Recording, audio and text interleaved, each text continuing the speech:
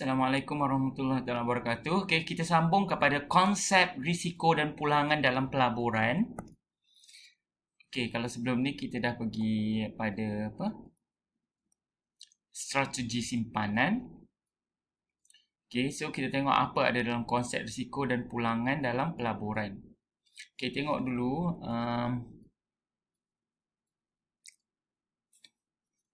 okey, ni jenis-jenis pelaburan. Okey, pelaburan ni ialah sesuatu yang kita macam mana nak cakap ya, korbankan, tapi dalam masa yang sama kita akan dapat faedah atau pulangan yang lumayan pada akan datang. Okey, contoh simpanan di bank. Okey, ni pelaburan lah. Simpan, kita akan dapat faedah, dapat dividen. Okey. Okey, maksudnya kita simpan contoh 10,000, mungkinlah 10 tahun kita keluarkan, tengok-tengok duit yang 10,000 tu dah jadi 20,000 contohnya. Itu adalah faedah atau dividen 10,000 yang kita dapat tu. Okey, itu ialah pelaburan. Seterusnya hartanah. Contoh kita ada harta, ada tanah. Jadi kita laburkan, contohnya kita sewa dekat orang, so kita dapat duit. Saham pun sama, okey. Saham, kita main saham. So dalam masa yang sama mungkin hari tu kenaikan harga saham ke apa, so kita akan dapat untung. Unit amanah contoh macam ASB ya. So kita simpan, kita akan dapat. Okey, dia punya dividen semua tu. Security pinjaman, okey, yang ni maksudnya kerajaan pinjam daripada orang ramai dan akan dapat pulangan lah. Seterusnya logam berharga contoh emas ke perak ke apa kan. Itu jenis-jenis pelaburan. Dan forex, okey, melibatkan pertukaran mata wang. Okey, mata wang asing.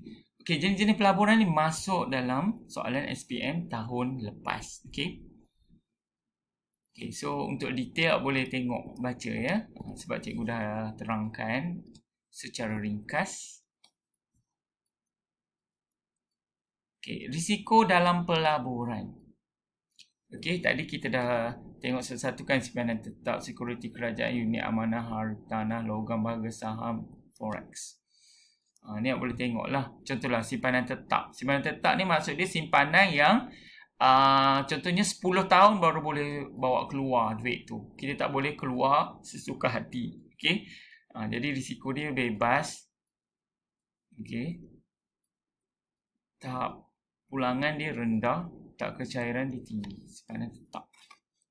Okey, dan lain-lain tu boleh tengok. Okey, dan hafal. Okey, ni bentuk pelaburan. Contoh dapat simpanan tetap, dapat faedah, hartanah dapat sewa, unit mana dapat dividen, security pinjaman dapat faedah, saham dapat dividen. Okey. Ni dari segi penerimaan keuntungan. Okey, hubungan antara risiko dan pulangan pelaburan. Okey, tengok ni.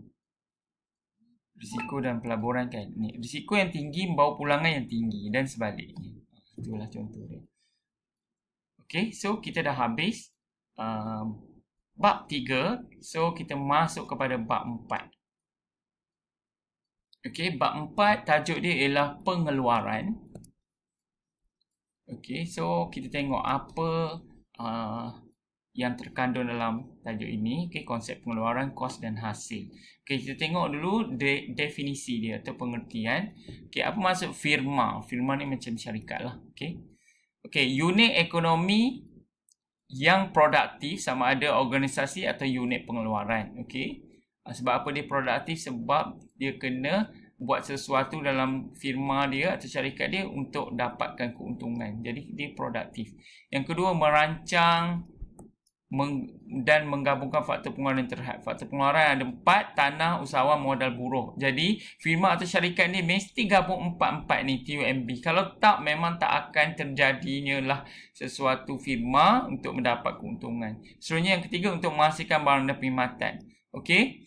So, kalau tak ada salah satu, TUMB memang tak boleh nak hasil barang. Contoh tak ada tanah, macam mana nak buat? Tempat tak ada. Tak ada modal, tak boleh buat. Tak ada buruh, tak boleh buat. Okey. Tanah, usahawan. Tak ada usahawan, siapa nak kerjakan? So, tak boleh buat. Jadi, mesti kena ada 4-4 tersebut. Okey. Seterusnya, objektif firma.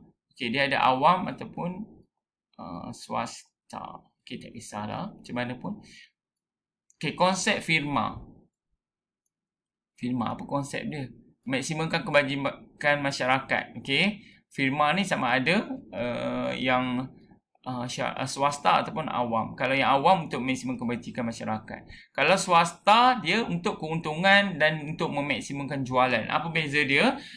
Untuk memaksimumkan keuntungan, okay, firma ni dia akan cuba untuk dapat sebanyak mana untung. Dan dalam masa yang sama, dia cuba untuk jual sebanyak mana yang mungkin. Okay, jadi dia ada dua. Okay, ni lebih kepada kuantiti barang, yang ni lebih kepada wang untuk dapat untung. Okay, seterusnya contoh firma swasta. Syarikat air, swasta, public bank, banyak. Okay, swasta banyak. Okay, kalau awam ni lebih kepada percuma ataupun kalau bayar pun dia dalam amount yang rendah atau murah. Okay, jenis firma ada dua, swasta atau awam. Okay, size ada dua juga firma, ada yang kecil, ada besar. Macam awak nak kerja lah, akan datang, mana tahu kan. Ada orang suka bekerja dekat firma yang kecil. Ada orang suka kerja di firma yang besar ataupun company yang memang terkenal. Okay, sebenarnya peranan firma pembekal barang dan perkhidmatan. Okay, firma sebab keluarkan barang. Jadi dalam masa yang sama dibekalkan barang. Dan pengguna faktor pengeluaran. Okay, dalam masa yang sama dikeluarkan barang, mungkin pekerja dalam tu pun beli barang dalam tu dan guna. Okay, jadi tak semestinya untuk orang ramai saja, dia sendiri boleh beli.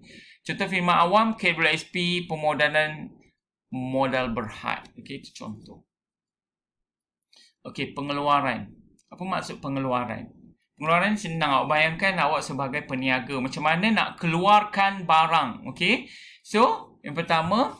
Okay, tengok ya. Proses menggabungkan faktor pengeluaran. Yelah, kita nak keluarkan barang. Itu macam syarikat tadi. Mesti ada gabungkan faktor pengeluaran. TUMB tadi. Okay. Lepas tu, dia juga melibatkan satu proses mengubah bentuk input kepada output. Input tu ialah bahan mentah. Asalnya benda tu belum siap. Tapi bila dalam pengeluaran, dia akan proses-proses. Okey, jadilah barang siap. Pengeluaran ni lebih kepada sektor kedua, perkilangan, perindustrian, pembuatan ataupun pembinaan.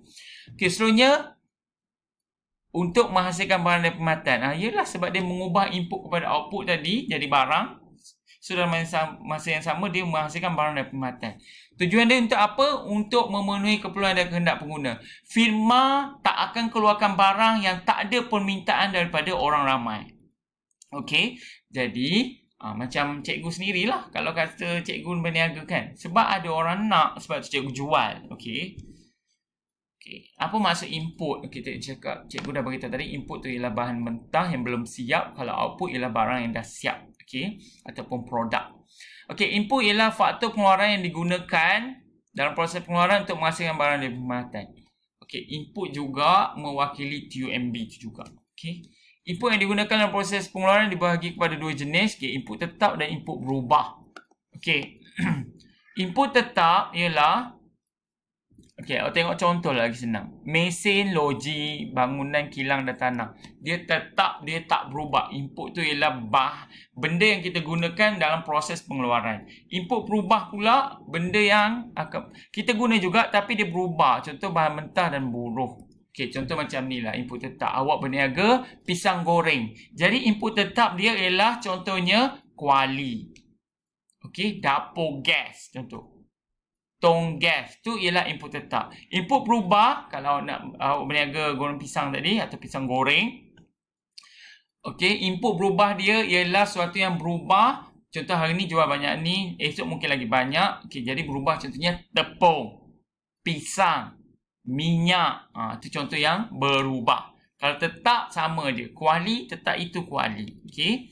Output ialah barang yang dah siap. Macam cikgu cakap tadi. Okey. Terdiri daripada barang perantaraan dan barang akhir. Barang akhir itu barang siap lah. Okey. Ataupun barang separuh siap perantaraan tu.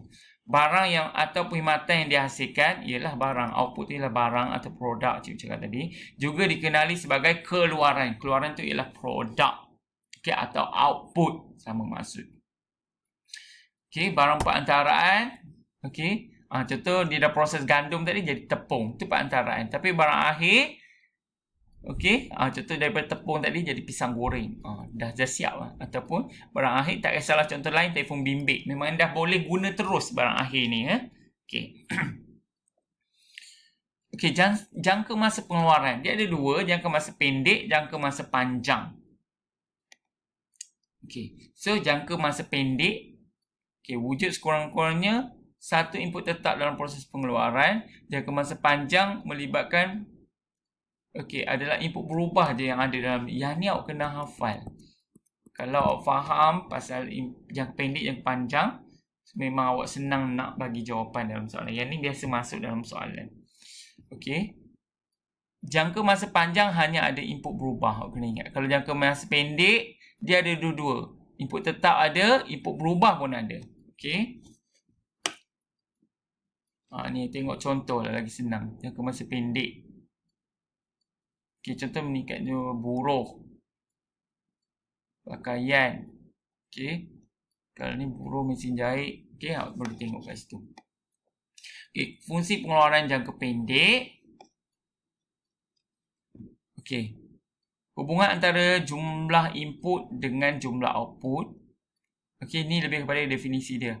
Pengeluar dapat mengenal pasti kombinasi faktor pengeluaran yang paling cekak, menjelaskan jumlah input yang diperlukan untuk menghasilkan sejumlah kuantiti output pada suatu teknologi tertentu, menunjukkan hubungan antara input berubah dengan output pada suatu tingkat input tetap yang diberikan. Okey, ni lebih kepada definisi lah sebenarnya, konsep. Okey, andaian fungsi pengeluaran jangka pendek. Terdapat hanya dua input yang digunakan, contoh input buruh sebagai input berubah dan mesin sebagai input tetap. Maksudnya ada input tetap dan input berubah je, andaian. Buruh yang digunakan mempunyai tingkat kemahiran yang cekap, tingkat teknologi ialah tetap. Okey, itu andaian untuk fungsi pengeluaran jangka pendek. Okey, untuk pengiraan, pengiraan ni start pada tajuk jumlah pengeluaran ni kita akan masuk next class. Okey, so cukup sampai itu sahaja untuk hari ini. Okey, terima kasih. Okey, kalau ada apa-apa masalah boleh WhatsApp cikgu. Okey, Assalamualaikum.